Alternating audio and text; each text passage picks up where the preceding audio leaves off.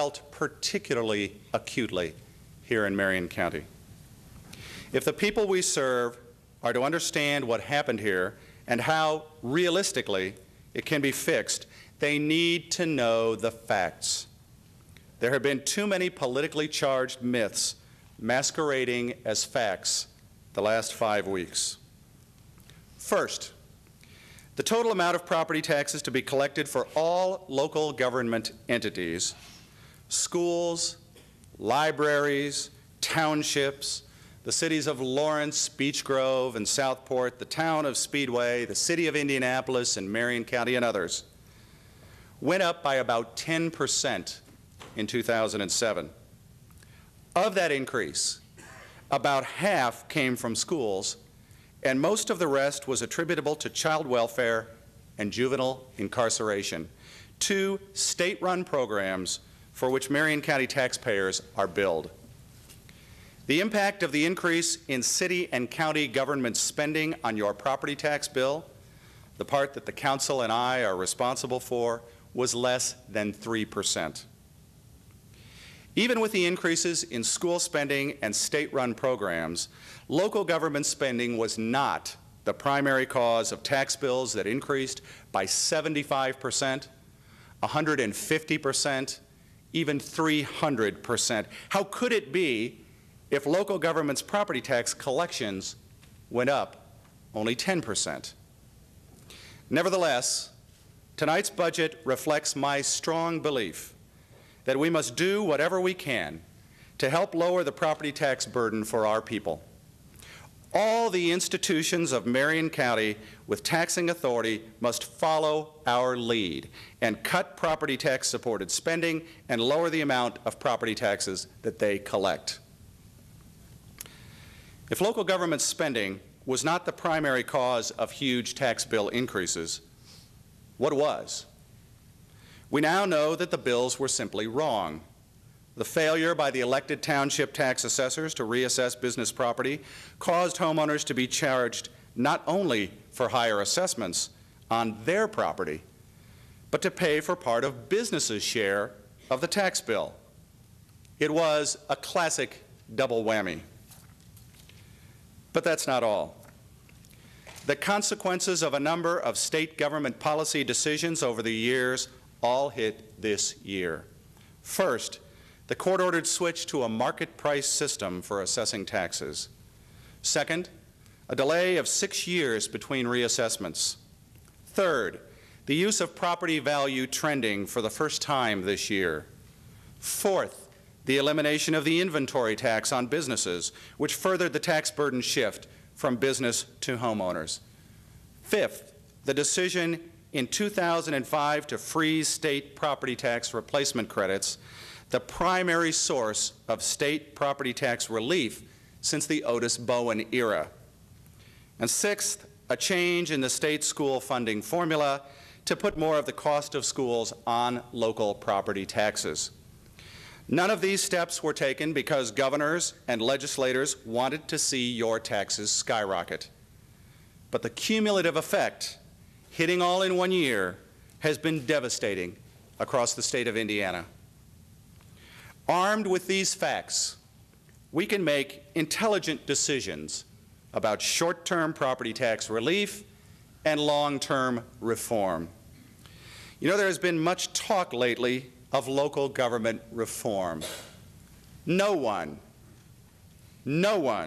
has been a stronger advocate for local government reform than I have. Perhaps some of our opponents in the legislature are now in the mood to listen.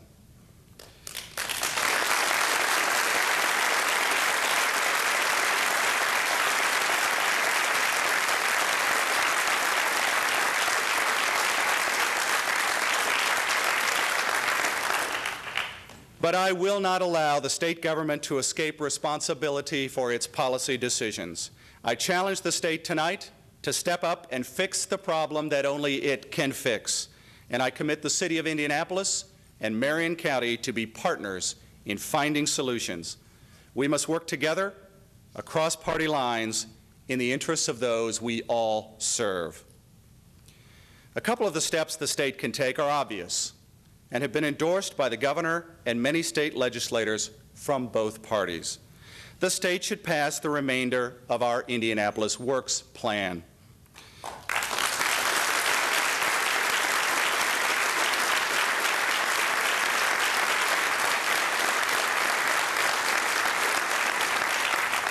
Consolidation of the remaining fire departments in Marion County, along with consolidation of township assessors and trustees,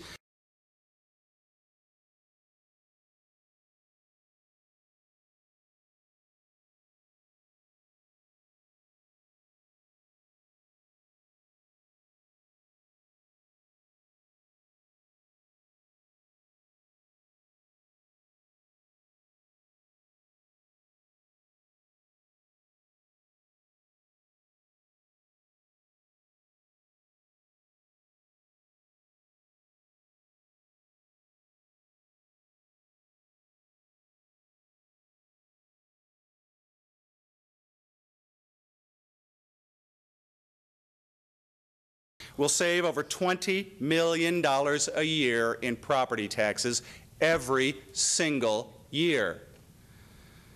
And consolidating assessors will promote uniform and consistent property tax assessments across the county. The last vote on a consolidation proposal in this council was more broadly bipartisan. Now, we need every member of this council on board with Indianapolis Works as we go back to the legislature. The state should take over the cost of child welfare services. Marion County officials have no control over how the money is spent in these programs or the outcomes, yet their citizens are given a bill each year and expected to pay it out of their property taxes. If the state took them over, there would be a reduction of $70 million in Marion County property taxes every single year. These are the easy steps, and they would have a huge impact. Some have suggested that the City County Council and I should raise income taxes even more and use the money to reduce property taxes dollar for dollar. No one will ever be able to convince me that we need more taxes when all the state legislature has to do is to take these simple steps to cut property taxes by $90 million.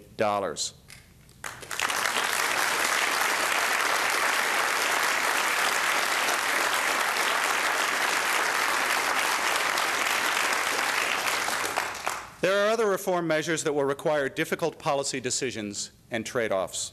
The fundamentals of long-term property tax reform are not a mystery. Many other states have figured out ways to reduce the impact of property taxes and establish a system that is more fair and has more credibility with their citizens.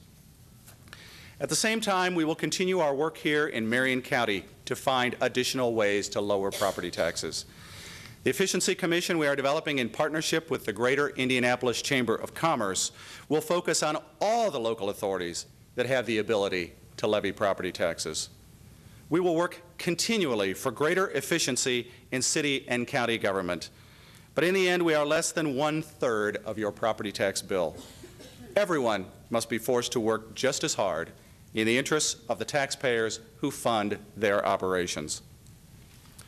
I look forward to working with the state on long-term property tax reform, and I look forward to working with all of you to deliver a budget to the people of Indianapolis and Marion County that is fiscally responsible and provides the services our people need and deserve.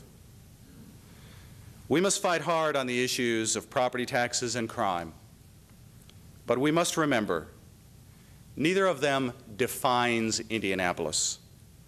Our job is to ensure that our great city continues its remarkable progress. The star of the snow belt, as we have been described, has only begun to show its true potential. Our future is bright.